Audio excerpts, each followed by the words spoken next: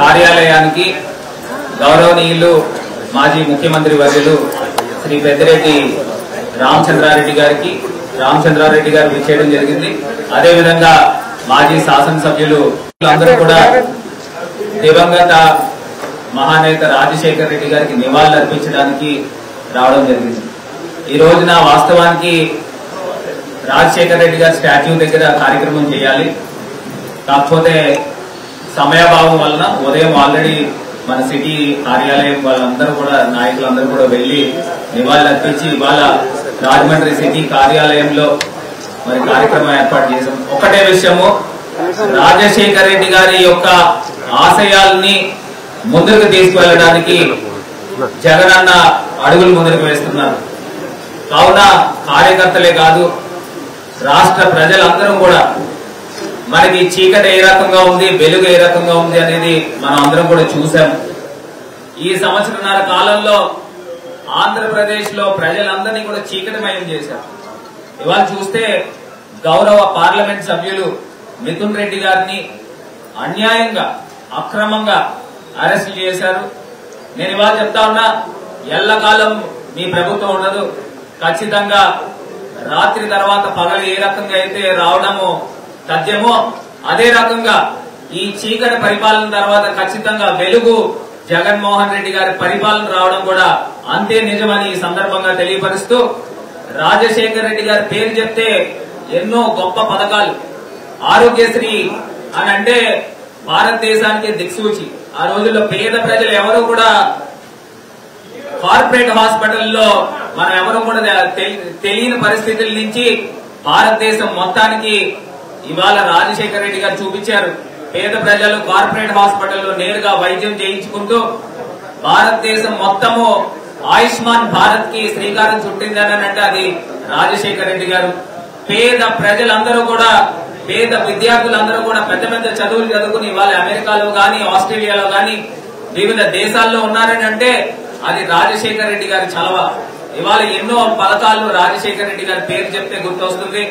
రాజశేఖర్ రెడ్డి గారు చనిపోయిన తర్వాత ప్రతి ఒక్కళ్ళు కూడా టీవీలు కతుక్కున్నారు, ఆయన తిరిగి వస్తే బాగుండు అని ప్రతిపక్షాలు కూడా కోరుకున్నాయి.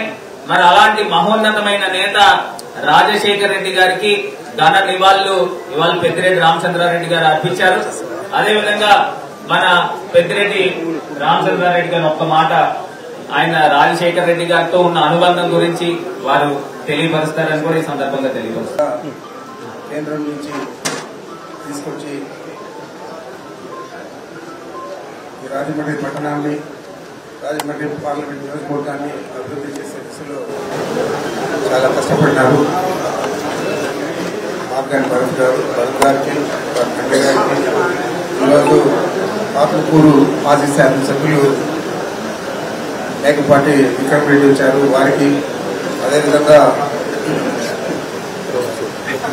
రోజు సూర్యప్రకాష్ ఆయన మాతో 2 సార్లు శాసనసభ్యులుగా ఉన్నారు. వెంకట్రావు గారు కూడా కొత్తపాటి శాసనసభ్యులుగా ఉన్నాడు. మరి వారికి ఇక్కడ విచ్చేసిన సోదరీమణులకు వైఎస్ఆర్ కాంగ్రెస్ పార్టీ అభిమానులందరికీ నమస్కారం. ప్రత్యేకించి ఈరోజు ఈ రాష్ట్రంలో మనం చూడాల్సింది, మనం రాజశేఖర రెడ్డి గారిని పొగడడం కాదు, వారు చేసిన కార్యక్రమాలను మనం తలుచుకుంటేనే ప్రపంచంలో ఎవరు చేయనంత వారు విద్య కోసం, వైద్యం కోసం చేశారు. ఉచితంగా విద్య కోసం ఫీజు రీయింబర్స్మెంట్ పెట్టి ఎంత పెద్ద చదువు అయినా, ఎంత పెద్ద ఫీజు అయినా కూడా పూర్తి స్థాయిలో రీయింబర్స్మెంట్ ఇచ్చి పేద పిల్లలందరినీ కూడా చదువుకునేదానికి అవకాశం కల్పించారు. కాబట్టి ఈరోజు చాలా మంది పేద పిల్లలందరూ కూడా ఇతర దేశాలలోనూ, వ్యాపారాల్లోనూ, ఉద్యోగాల్లోనూ స్థిరపడి వారి నామస్మరణం చేసుకునే పరిస్థితి ఏర్పడింది. అదేవిధంగా వైద్యం ఉచితంగా, ఇందాక మన మాజీ పార్లమెంట్ సభ్యులు భరత్ గారు చెప్పారు, విద్య కోసం ఏ విధంగా ఆయన పాటుపడినారు. వైద్యం కోసం కూడా అక్కడ మనం ఆరోగ్యశ్రీ కార్యక్రమాన్ని తీసుకొచ్చి ఎంత పెద్ద జబ్బు అయినా కూడా దాన్ని ఉచితంగా మంచి కార్పొరేట్ హాస్పిటల్స్ లో వైద్యం చేయించి పేదలందరినీ కూడా ఆదుకునే విధంగా విద్యా, వైద్యం ఈ 2 కాదు, అనేక అభివృద్ధి కార్యక్రమాలు ఈ ఉమ్మడి రాష్ట్రంలో ఎన్నో సాగునీటి ప్రాజెక్టులు అన్నీ కూడా తీసుకొచ్చారు. మరి వారిని ఈరోజు మనం మననం చేసుకుంటా ఉన్నామంటే నిజంగానే వారి ఖ్యాతి తప్పకుండా ఈ రాష్ట్రం ఉన్న రోజులు కూడా ఉంటుందని చెప్పి నేను భావిస్తా ఉన్నా. అదే విధంగా మన ప్రీతమ మాజీ ముఖ్యమంత్రి మన నాయకుడు శ్రీ జగన్మోహన్ రెడ్డి గారు కూడా ఉచిత వైద్యాన్ని పేదలకు అందించే దిశగా దాదాపు ప్రతి కొత్త జిల్లాలకంతా కూడా ప్రతి జిల్లాకు ఒక మెడికల్ కాలేజీ హాస్పిటల్ కట్టించే పరిస్థితి వారు 5 సంవత్సరాల్లో చేశారు. అదేవిధంగా విద్య కోసం ఏ విధంగానూ కాంప్రమైజ్ కాకుండా ఉచితంగా మొత్తం కూడా ఫీజు రీయింబర్స్మెంట్ చేసి అందరినీ పేదలందరూ కూడా చదువుకునే విధంగా అవకాశం కల్పించారు. మరి ఈ రోజు పరిస్థితి చూస్తే చంద్రబాబు నాయుడు గారు విద్య లేదు, వైద్యం లేదు, ఫీజు రీయింబర్స్మెంట్ ఇంతవరకు చెల్లించిన డబ్బులు నామమాత్రం, అదేవిధంగా ఆరోగ్యశ్రీకి చెల్లించిన డబ్బులు కూడా నామమాత్రం. ఈరోజు జగన్మోహన్ రెడ్డి గారు కట్టించిన మెడికల్ కాలేజీలు, హాస్పిటల్స్ ప్రైవేటు వ్యక్తులకు దారాదత్తం చేయడానికి చాలా తీవ్రంగా కృషి చేస్తూ ఉన్నాడు. మరి ఈ రాష్ట్రంలో ప్రజలందరూ కూడా గమనించాలా, మరి రాజశేఖర రెడ్డి గారి ప్రభుత్వం ఏ విధంగా పనిచేస్తుంది పేదల కోసం, అదేవిధంగా జగన్మోహన్ రెడ్డి గారి ప్రభుత్వం ఏ విధంగా పనిచేస్తుంది.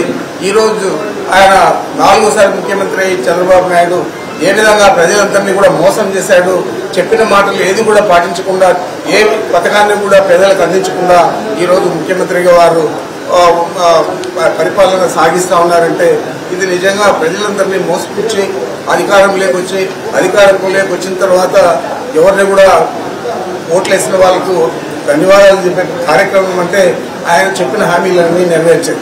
అవేవి కూడా నెరవేర్చకుండా ఈరోజు వారు ముఖ్యమంత్రిగా పరిపాలిస్తా ఉన్నారంటే ఇంతకంటే ఈ రాష్ట్ర ప్రజలకు దురదృష్టం ఇంకోటి ఉండదు. తప్పకుండా చేసిన తప్పులు రాష్ట్ర ప్రజలందరూ కూడా మననం చేసుకోవాలా, మరి తిరిగి జరగకుండా చూడాలని చెప్పి మీ అందరికీ నేను మనవి చేస్తూ నాకు అవకాశం ఇచ్చిన మీ అందరికీ ధన్యవాదాలు.